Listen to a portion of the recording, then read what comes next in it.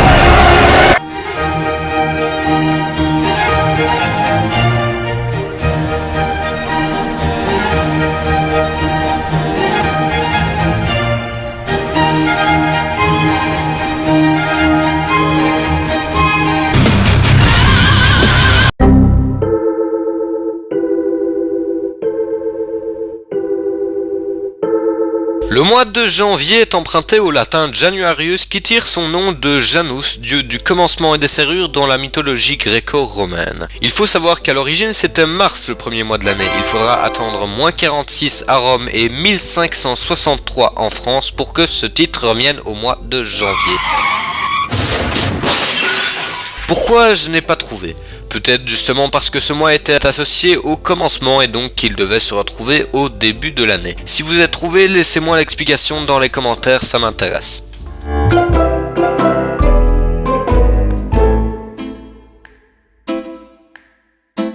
Le mois de février est emprunté au latin Februarius, lui-même emprunté du verbe februare qui signifie purifier. Attention, si on a pris ce verbe et pas un autre, ce n'est pas pour rien. En effet, chaque année, le 15e jour du mois de Februarius, les Romains fêtaient les Februales. Fête en l'honneur de Februa, le surnom de Junon, la déesse de la purification.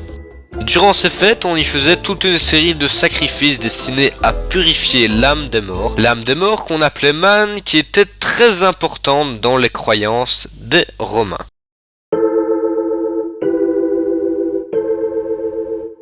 Bon, pour le coup, il ne faut pas aller chercher loin, Comme la planète,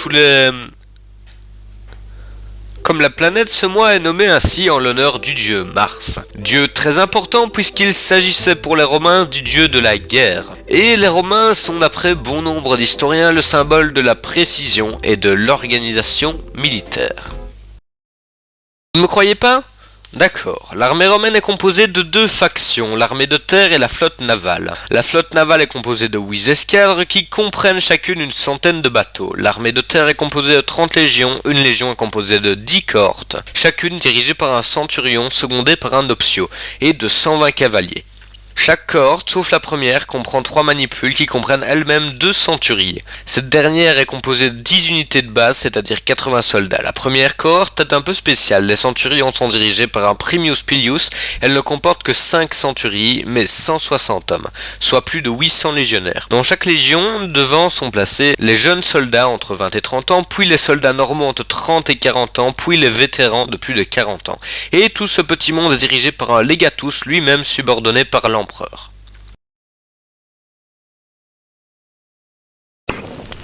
J'ai rien compris. Non, ou alors c'est moi, c'est... Non, moi non plus, j'ai rien compris. Non, mais c'est moi.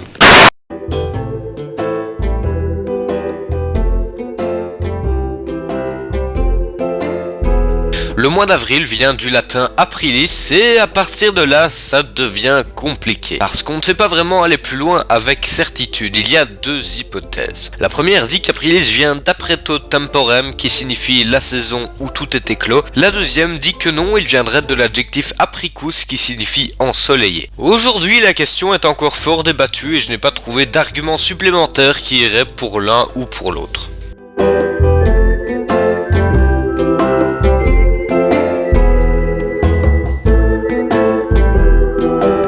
mois de mai vient du latin Maius, tiens, comme c'est original, qui serait tiré lui-même du nom de la déesse Maya, déesse de la fertilité et du printemps, ce qui colle bien avec la description du mois. Oui, mais... comme il n'y a jamais de pare-brise sans fiente de pigeons dégueulasses dessus, certains disent encore que ce serait Romulus, le premier roi de Rome, qui aurait attribué ce mois à ses sénateurs qu'on appelait les Maiors.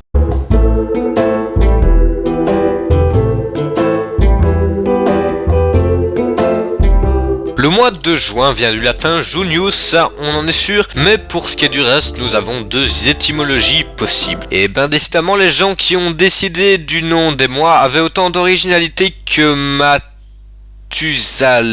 Bref, la première dit qu'il descendrait de Junon, dont nous avons déjà parlé au début de cette vidéo, et dans ce cas elle aurait 2 mois à elle toute seule, mais bon c'est quand même la reine des dieux donc on lui pardonne. La deuxième, elle dit que ce serait un honneur à Lucius Junius Brutus, le fondateur légendaire de la République romaine. Rassurez-vous, les 2 prochains sont beaucoup moins chiants et répétitifs à expliquer.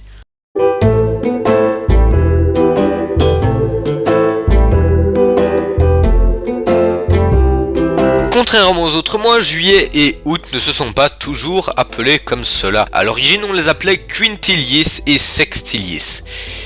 Et puis, Jules César est arrivé et il ne comprenait pas pourquoi Janus, Junon et Mars avaient des mois dédiés à eux et que lui n'en avait pas.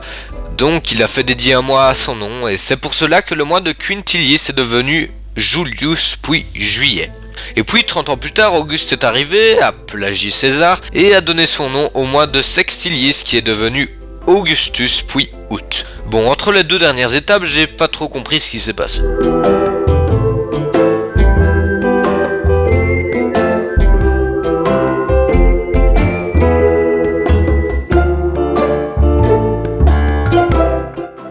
L'explication est d'une simplicité exorbitante.